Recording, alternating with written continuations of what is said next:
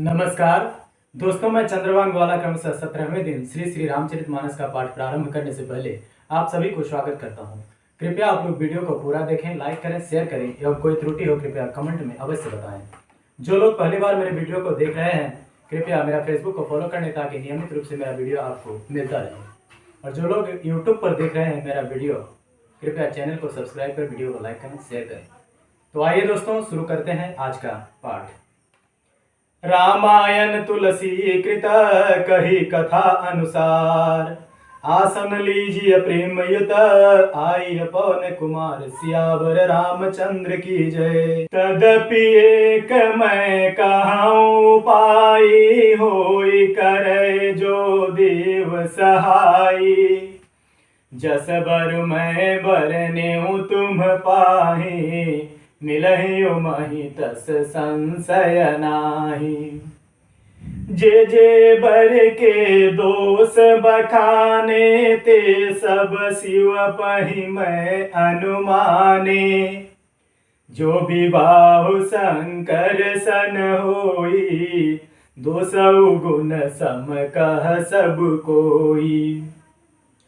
जो अहि सेज शयन हरि करहि, बुध कछु तिन कर दोष न धरहि।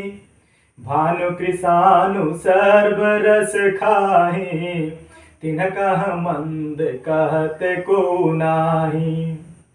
शुभ अरु अशुभ सलिल सब बहई, सुर सरि को नय पुनित कहई।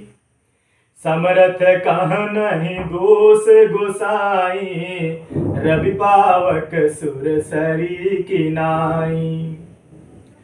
जो असहि सिखा करहि नर, जड़ विवेक अभिमान, परहि कल्प भरि नरक महु, जीव की ईस समान, सियावर रामचंद्र की जय।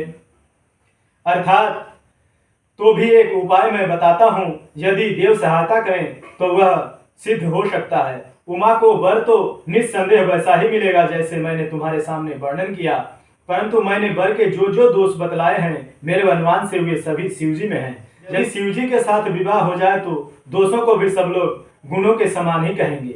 जैसे विष्णु भगवान शेषनाग की सैया पर सोते हैं तो भी पंडित लोग उनके कोई दोष नहीं लगाते। सूर्य और अग्निदेव अच्छे बुरे सभी का रसों को भक्षण करते हैं परंतु उनके कोई बुरा नहीं करता। गंगा जी में शुभ और अशुभ सभी जल बहता है पर कोई उन्हें अपवित्र नहीं कहता।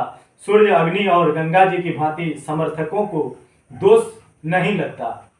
यदि मूर्ख मनुष्य ज्ञान के अभिमान से इस प्रकार होड़ करते हैं तो वे कल्प भर के लिए नरक में पड़ते हैं। भला कहीं जीव भी ईश्वर के समान सर्वथा स्वतंत्र हो सकता है। सुरसरि जल कृत बारुन जाना, कबहु न संत करहि तेहि पाना। सुरसरि मिले सो पावन जैसे, ईस अनीस ही अंतर तैसे। शंभु सहज समरथ भगवाना, यही विवाह सब विधि कल्याणा। दुराराध्य पै अहि महेशु, आशुतोष पुनि किए कलेशु। जो तप करे कुमारी तुम्हारी, भावी उमेटि सकहि त्रिपुरारी। यद्यपि वर अनेक जग माही, यही कह शिव तजि दूसर नाही।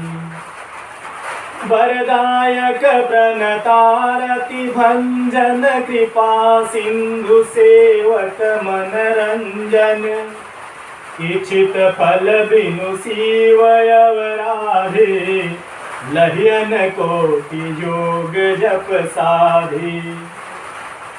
अस कहि नारद सुमिरि हरि, गिरजहि दिन आशीष। वही है यह कल्याण अब, संशय तजहु गिरीश, सियावर रामचंद्र की जय। अर्थात गंगा जल से भी बनाई हुई मदिरा को जानकर संत लोग भी उसका पान नहीं करते, पर वही गंगा जी में मिल जाने पर जैसे पवित्र हो जाती है, ईश्वर और जीव में भी वैसा ही भेद है। शिव जी सहज ही समर्थ है, क्योंकि वे भगवान है, इसीलिए इस विवाह में सब प्रकार कल्याण है। परंतु महादेव जी की आराधना बड़ी कठिन है, फिर भी क्लेश तप करने से बहुत जल्द संतुष्ट हो जाते हैं। यदि तुम्हारी कन्या तप करे तो त्रिपुरारी महादेव जी होनिहार को मिटा सकते हैं। यद्यपि संसार में वह वर अनेक हैं, पर इनके लिए शिव जी के छोड़कर दूसरा वर नहीं है। शिव जी वर देने वाले, शरणागतों को दुखों को नाश करने वाले, कृपा के समुद्र और सेवकों के मन को प्रसन्न करने वाले। शिव जी की आराधना किए बिना करोड़ों योग और जप करने पर भी वांछित फल नहीं मिलता। ऐसा कहकर भगवान का स्मरण करके नारद जी पार्वती को आशीर्वाद दिया और कहा, हे पर्वतराज, तुम संदेह का त्याग कर दो, अब यह कल्याण ही होगा। कहियस ब्रह्म भवन मुनि गयऊ, आगिल चरित सुनहु जस भयऊ। पति एकांत पाई कह मैना, नाथन मैं समुझे मुनि बैना। जो घर बर कुल होई अनुपा, करिय विवाह सुतानुरूपा। नत कन्या बरु रहु कुंवारी, कांत उमा मम प्राण पियारी। जो न मिलहि बर गिरि जहि जोगु, गिरि जड़ सहज कहि सब लोगु। सो बिचारी पति करहु विवाहु, जेहन बहोरी होई उरदाहु। अस कही परी चरण धरि सीसा, बोले सहित स्नेह गिरीसा। बर पावक प्रगट शशि माही, नारद बचन अन्यथा नाही।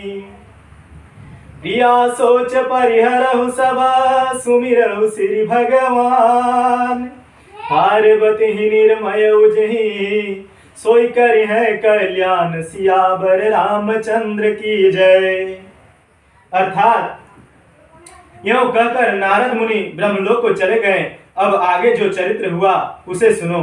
पति को एकांत में पाकर मैना ने कहा, हे नाथ, मैंने मुनि के वचनों को अर्थ नहीं समझा। जो हमारी कन्या के अनुरूप वर और कुल उत्तम हो तो विवाह कीजिए, नहीं तो लड़की चाहे कुंवारी ही रहे, मैं अयोग्य वर के साथ उसका विवाह नहीं करना चाहता। क्योंकि हे स्वामिन, पार्वती मुझको प्राणों के समान प्यारी है। यदि पार्वती के योग्य वर न मिला तो सब लोग कहेंगे कि पर्वत स्वभाव से ही जड़ मूर्ख होते हैं। हे स्वामी, इस बात को विचार कर ही विवाह कीजिए, जिससे फिर पीछे हृदय में संताप न हो।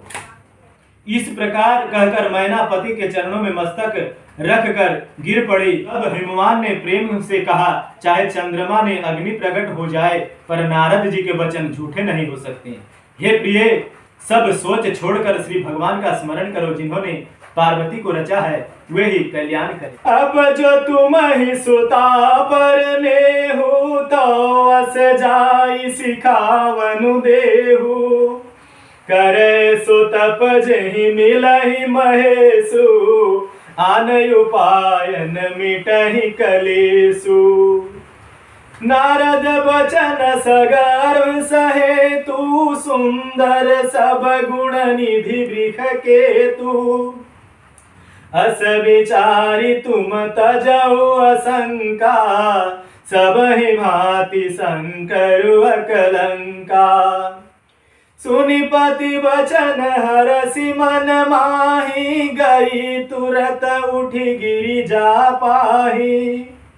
उमहि बिलो की नयन भर बारी, सहित स्नेह गोद बैठारी। बारहि बार लेती उरलाई, गद गद कांठन कछु कहि जाई। जगत मातु सर्वज्ञ भवानी, मातु सुखद बोली मृदुवानी। सुनहि मातु मैं दिखयस, स्वप्न सुनावो तोहि। सुंदर गौर सुविप्र वर, अस उपदेश मोहि सियावर रामचंद्र की जय। अर्थात अब यदि तुम्हें कन्या पर प्रेम है तो जाकर उसे यह शिक्षा दो कि वह ऐसा तप करे जिससे शिव जी मिल जाएं। दूसरे उपाय से यह क्लेश नहीं मिटेगा। नारद जी के वचन रहस्य के युक्त और सकारण है और शिव जी समस्त सुंदर गुणों के भंडार हैं। यह विचार कर तुम मिथ्या संदेह को छोड़ दो। शिव जी सभी तरह से निष्कलंक हैं। पति के वचन सुन मन में प्रसन्न होकर मैना उठकर तुरंत पार्वती के पास गई। पार्वती को देखकर उनकी आंखों में आंसू भर आए। उसे स्नेह के साथ गोद में बैठा लिया, फिर बार बार उसे हृदय से लगाने लगी। में मैना का गला भर आया, कुछ कहा नहीं जाता। जगत जननी भवानी तो सर्वज्ञ ठहरी। माता की मन की दशा को जानकर वे माता को सुख देने वाले कोमल वाणी से, माँ सुनो, मैं तुझे सुनाती हूँ। मैंने ऐसा स्वप्न देखा है कि मुझे एक सुंदर गौरवर्ण श्रेष्ठ ब्राह्मण ने ऐसा उपदेश दिया है। आज कथा इतनी भई सुनहु वीर हनुमान, राम लखन सीता सहित सदा करहु कल्याण। महावीर तुम जातु हो, विनय करौ कर जोर। राम राज दरबार में सुरति करावहु मोरि। रामा सुरति करावहु मोर। सियावर रामचंद्र की जय।